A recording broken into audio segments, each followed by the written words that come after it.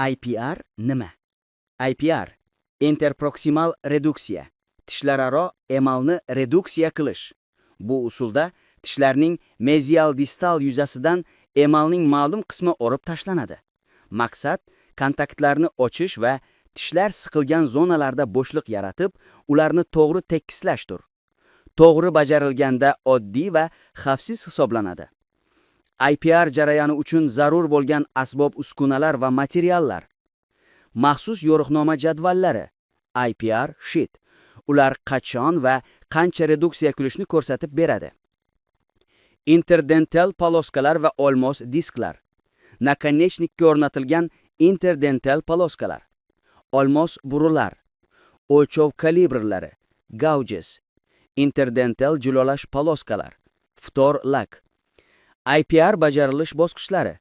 Birinchi qadam har doim kontakt nuqtalarini floss yordamida tekshirishdir.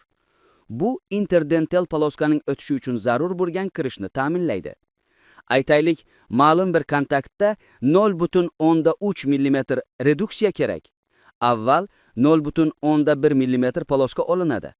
Uni barmoqlar bilan mahkam ushlab, tishlar orasiga kesuvchi qirradan milk tomonga qarab ehtiyotkorlik bilan kiritiladi. Keyin natija 0,1 mm kalibr bilan tekshiriladi. So'ngra 0,2 mm poloska olinib, shu jarayon qaytariladi va 0,2 mm kalibr bilan nazorat qilinadi. Agar kalibr zo'r bilan o'tsa, qo'shimcha reduksiya qilish kerak. Shu o'lchamdagi poloska bilan qayta ishlanadi va yana tekshiriladi. Yakunda 0,3 mm poloska olinib, avvalgi bosqichlar takrorlanadi. IPRning alternativ usullari. Nakonechnikka o'rnatilgan interdental poloskalar. Bu usul tezkor, qulay va aniq hisoblanadi. Qaysi tishda IPR bajarilayotganiga qarab, kuchini sozlash mumkin. Olmos disklar. Ishlatish qulay va oddiy, lekin yumshoq to'qimalarni shikastlamaslik uchun maxsus himoya ekrandan foydalanish tavsiya qilinadi. Olmos burular.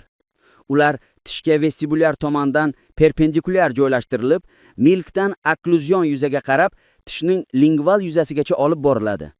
Bur bilan bajariladigan minimal reduksiya 0,3-0,4 mm.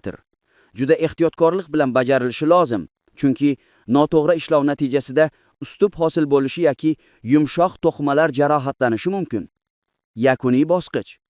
IPR tugagachda kontakt yuzalarini interdental jilolash poloskalar bilan silliqlash kerak. Shundan so'ng tishlarga ftorlak qo'llaniladi. Bu ortiqcha sezuvchanlikning oldini oladi. IPR bajarishda muhim tavsiyalar. Bemorni shikastlamaslik uchun har doim yonoq va tilni yaxshi chetga tortib ushlab turing. Kontakt nuqtasining ochiqligi va kirish imkoniyatini floss bilan doimo tekshirib boring.